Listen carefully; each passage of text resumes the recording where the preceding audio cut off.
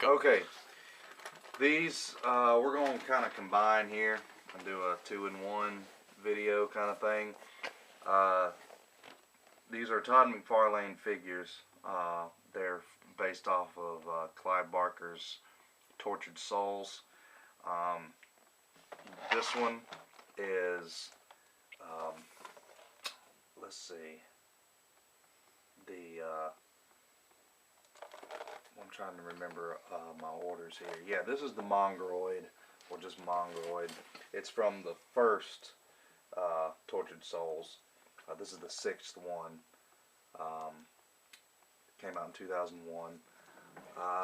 You can see here his stomach genital region is like a giant mouth. And he's got 4 hands instead of any legs, and a bunch of detail. I mean, it's hard to tell from the video, but he's got snot and blood everywhere on the chains. There's blood all over them. Some really messed up stuff. On the back has a picture, like a brief cut-in of the different Tortured Souls characters that there are. Yeah, his eyes is what gets me, because it's hard to tell, but his eyes are kind of like looking into the corner, which is very unusual. But everything about it's really weird. Man, it's really creepy. Put that one right there. So yeah, that's from the first Tortured Souls series that came out. That was from 2001. Now this one here is Feverish. I believe I guess that's how you pronounce it. It's spelled. It came out in 2002. It's from the second Tortured Souls. This series was called The Fallen. It's basically a fat guy, like a super obese guy,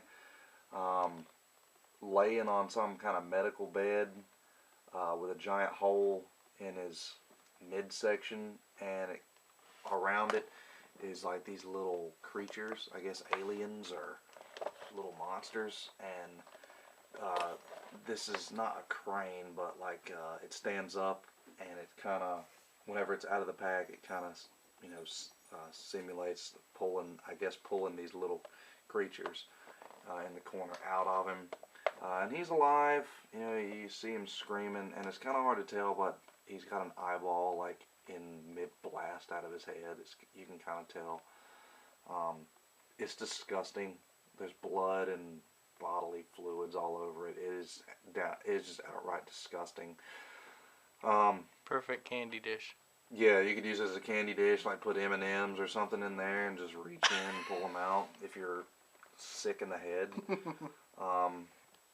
The reason why I got these, let me show you the back before I do that. The back of this one doesn't really have too much pertaining to him. It's just some of the other guys in the Fallen Tortured Souls saga. Oh yeah, right there you can kind of see what it looks like from a side view if it's out of the pack. You can see the overhanging instruments, and it's got a lot of detail.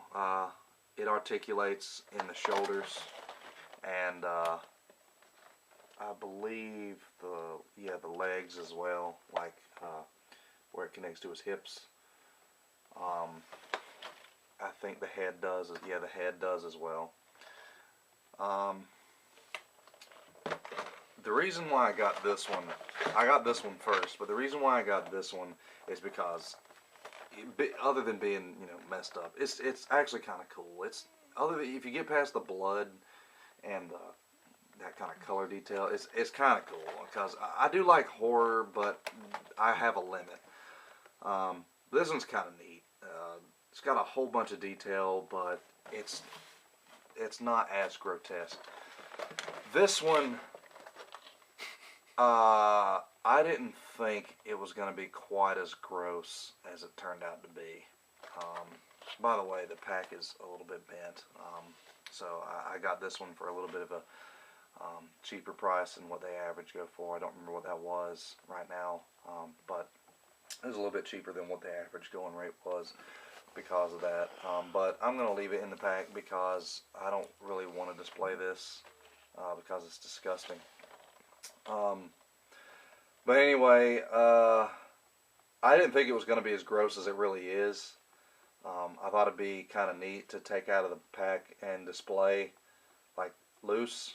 That'd be kind of cool. But after seeing what kind of like exactly how detailed it is, I mean the only place I display any of the Todd McFarlane figures is in my room, and that's not something I want to display in my room. So I'm keeping it, obviously, for now, for collectors' sake, because there is a good market for horror toys, horror action figures, and stuff like that.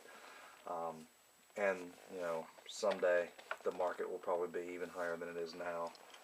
But that's my only explanation for why I have that. It's definitely a lot different than Star Wars. But yeah, that's the only two Tortured Souls figures that I have. Do you have any Tortured Souls figures, Robbie? No. No, he doesn't. I've got some Alien figures and some Friday the 13th figures, Yeah. but that's it. Yeah, we're not going to get any more Tortured Souls figures just because they're in a little bit more gruesome detail than what we were expecting. So these two plus Humpty Dumpty that we had a different video of, those are the only three that are really truly grotesque. The rest of them are just kind of just monstery. The Ken mutant from Spawn Mutations, he's a little bit gory, but it's not that bad. But definitely Feverish is by far the hardest one to actually look at. Second place would have to be Humpty Dumpty. If you don't know what I'm talking about, we got a video of Humpty Dumpty from the Twisted Fairy Tales, and it's pretty screwed up too. But, you know, by the term screwed up, it depends on who you ask. Some people would say screwed up, other people would say freaking awesome. I think it's screwed up, but I appreciate the action figures for what they are more so than the content. You know, I got respect for it for what it is. So, there you have it.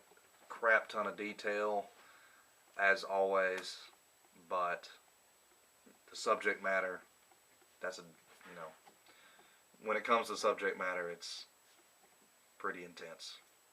So, alright, well, that's all for the really grotesque stuff. We got some more monsters and stuff like that we'll be reviewing, so, till then, peace. Peace.